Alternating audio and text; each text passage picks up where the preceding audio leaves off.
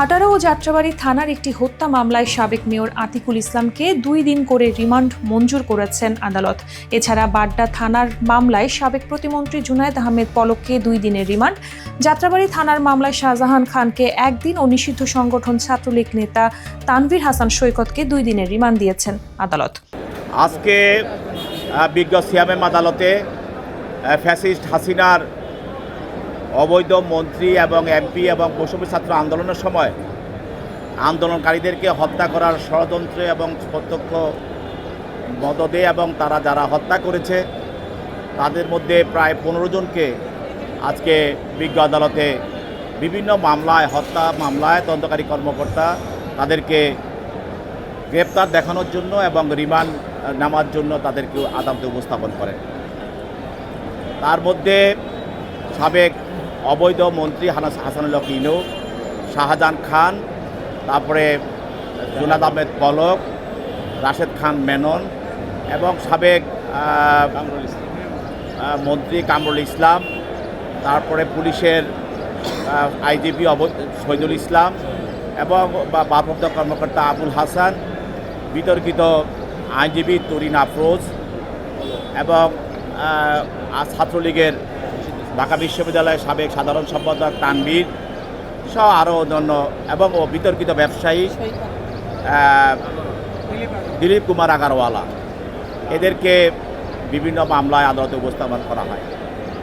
এর মধ্যে 5টি মামলায় রিমান্ডের প্রার্থনা ছিল, আর বাকি মামলাগুলোতে বিভিন্ন মামলা গ্রেপ্তার দেখানো হয়েছিল। যেসব মামলাগুলোতে গ্রেপ্তার দেখানো হয়েছিল সেসব মামলা তারা এজাহার নামে আসামি, তাদেরকে গ্রেপ্তার দেখানো হয়। আর বাকি 5টি মামলার মধ্যে এগুলি হত্যা মামলা। তার মধ্যে জুনায়েদ আহমেদ পলক একটি মামলায় তার বিরুদ্ধে 2 দিনের রিমান্ড মঞ্জুর করা হয় এবং দিলীপ কুমার আগারওয়ালা তার বিরুদ্ধে 2 দিন রিমান্ড মঞ্জুর করা হয়।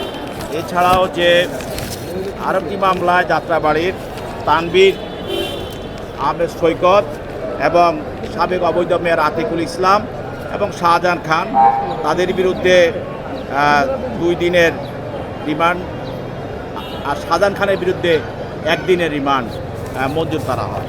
এছাড়া আরেকটি মামলায়, যাত্রাবাড়ী থানা মামলায়, সেই মামলায় সাবেক ভারপ্রাপ্ত কর্মকর্তা যার নেতৃত্বে যাত্রাবাড়িতে সর্বাধিক লোক আন্দোলনকারী নিহত হয়েছিল, সেই বিতর্কিত ওসি আবুল হাসান, তার বিরুদ্ধে 3 দিন রিমান্ড মঞ্জুর করা হয়। যাদের বিরুদ্ধে রিমান্ড মঞ্জুর করা হয়েছিল তাদেরকে জিজ্ঞাসাবাদ করার জন্য তদন্তকারী কর্মকর্তাকে অনুমতি প্রদান করেন এবং তাদের হেফাজতে প্রদান করেন। আর বাকি যাদেরকে গ্রেপ্তার দেখানো হয়েছিল তাদেরকে সিডব্লিউ মূলে জেল হাজতে প্রেরণ করা হয়।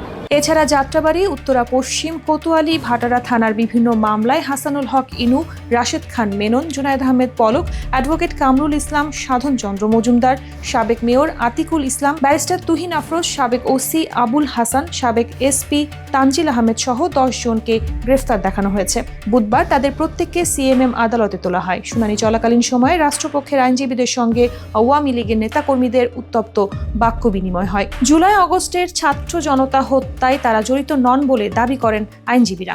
গতকাল তাদেরকে গাজীপুরে নিয়ে যে 3টি মামলা দেওয়া হলো। সবচেয়ে অবাক কাণ্ড হচ্ছে, গাজীপুরে যাওয়ার পরে তাদের উপরে এই সময়ে এতদিন পরে তাদের উপরে মব হলো, তাদেরকে ডিম ছুড়ে দেওয়া হলো, তাদের আইনজীবীদের সাথে দুর্ব্যবহার করা হলো এবং তাদেরকে আইনগত ব্যবস্থা নেওয়াতে বিভিন্ন ধরনের বাধা দেওয়ার মতো সিচুয়েশন তৈরি হলো। এবং আজকে জুনায়েদ আহমেদ পলককে 3টি মামলাতে গ্রেপ্তার দেখানো হয়েছে এবং 3 দিনের রিমান্ড চাওয়া হয়েছে এবং 2 দিনের রিমান্ড মঞ্জুর করা হয়েছে।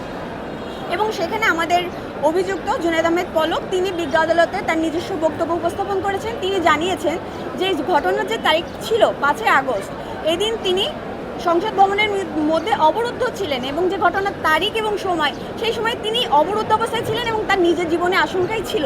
সেই ক্ষেত্রে এরকম মার্ডার মামলাতে তাকে আসলে সংযুক্ত করা হয়েছে এবং আবার রিমান্ডও চাওয়া হচ্ছে।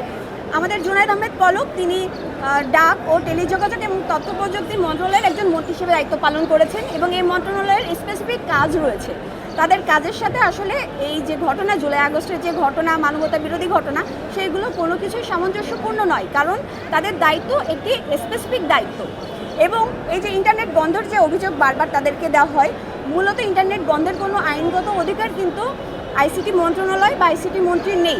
এটি মূলত এনটি ন্যাশনাল টেলিকমিউনিকেশন মনিটরিং যে সেন্টার রয়েছে, এবং বাংলাদেশ টেলিকমিউনিকেশন রেগুলেটরি যে কমিশন রয়েছে তাদের হাতে এই নিরাপত্তা এবং নিয়ন্ত্রক সংস্থাই হচ্ছে তারা।